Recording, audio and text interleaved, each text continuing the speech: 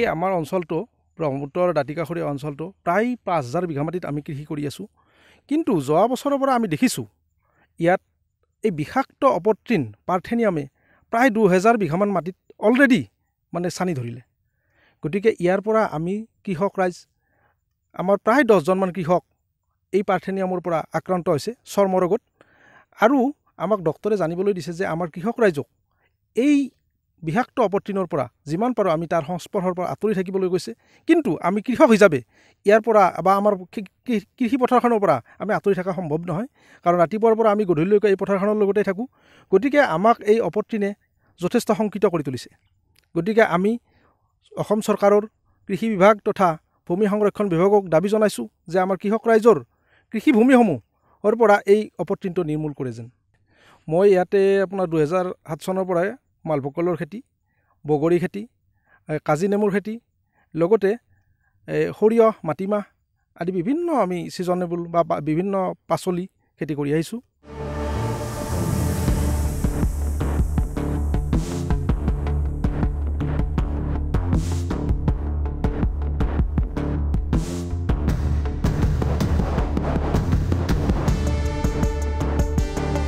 এই আমাৰ অঞ্চলটো ব্ৰহ্মপুত্ৰৰ দাঁতিকাষৰীয়া অঞ্চলটো প্ৰায় ৫,০০০ বিঘা মাটিত আমি কৃষি কৰি আছোঁ।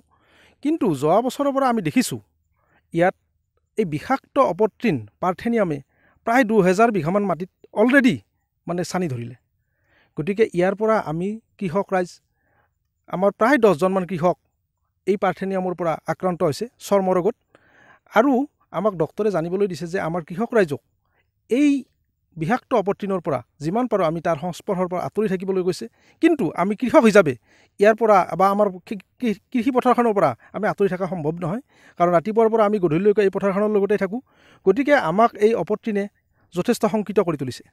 গতিকে আমি অসম চৰকাৰৰ কৃষি বিভাগ তথা ভূমি সংৰক্ষণ বিভাগক দাবী জনাইছোঁ যে আমাৰ কৃষক ৰাইজৰ কৃষিভূমিসমূহৰ পৰা এই অপতৃণটো নিৰ্মূল কৰে যেন।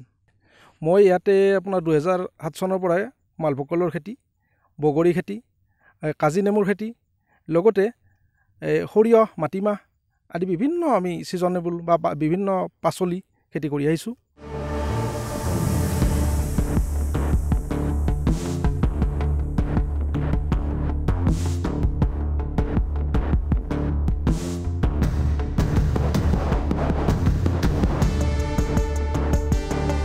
এই আমাৰ অঞ্চলটো ব্ৰহ্মপুত্ৰৰ দাঁতিকাষৰীয়া অঞ্চলটো প্ৰায় ৫,০০০ বিঘা মাটিত আমি কৃষি কৰি আছোঁ। কিন্তু যোৱা বছৰৰ পৰা আমি দেখিছোঁ ইয়াত এই বিষাক্ত অপতৃণ পাৰ্থেনিয়ামে প্ৰায় ২,০০০ বিঘামান মাটিত অলৰেডি চানি ধৰিলে। গতিকে ইয়াৰ পৰা আমি কৃষক ৰাইজ আমাৰ প্ৰায় ১০জনমান কৃষক এই পাৰ্থেনিয়ামৰ পৰা আক্ৰান্ত হৈছে চৰ্মৰোগত।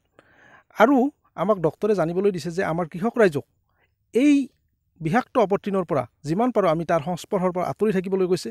কিন্তু আমি কৃষক হিচাপে ইয়াৰ পৰা বা আমাৰ কৃষি পথাৰখনৰ পৰা আমি আঁতৰি থকা সম্ভৱ নহয়, কাৰণ ৰাতিপুৱাৰ পৰা আমি গধূলিলৈকে এই পথাৰখনৰ লগতে থাকোঁ। গতিকে আমাক এই অপতৃণে যথেষ্ট শংকিত কৰি তুলিছে।